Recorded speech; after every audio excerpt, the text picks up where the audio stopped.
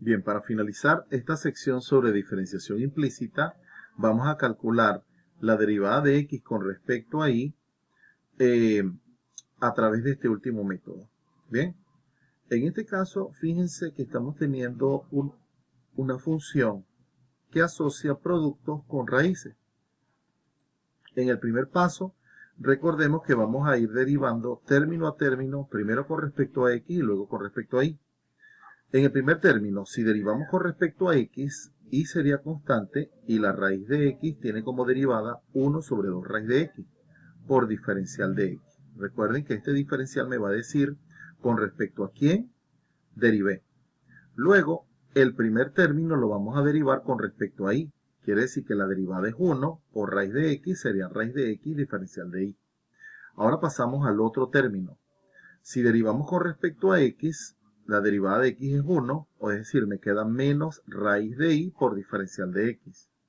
Y análogamente, si derivamos con respecto a y, la derivada de raíz de y es 1 sobre 2 raíz de y multiplicado por menos x sería menos x sobre 2 raíz de y diferencial de y. Como está igualado a una constante, cuando derivemos tanto con respecto a x como con respecto a y, se va a anular.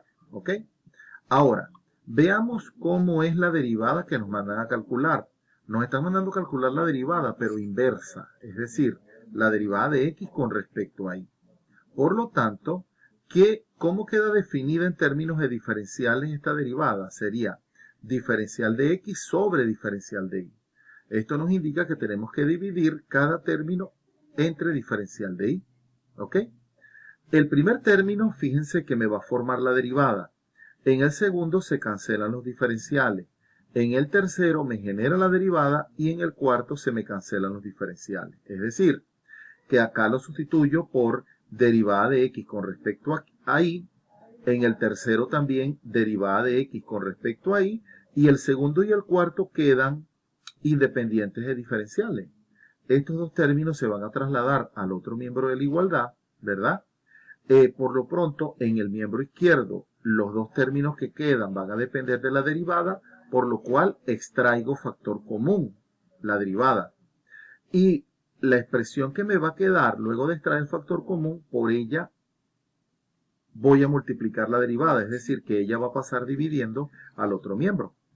Fíjense que si acá aplicamos dobles denominadores, simplificamos porque lo colocamos todo en términos de una sola fracción. Cancelamos el coeficiente 2 en cada uno de ellos y finalmente llegamos a su derivada. Fíjense que el método es muy estandarizado. Ustedes existen, de acuerdo a las bibliografías, métodos alternativos, pero sí me gustaría que adoptáramos este para que sepan trabajar con los diferenciales. Más aún cuando en la última unidad, cuando hablemos de integrales, va a ser de mucha utilidad conocer los diferenciales.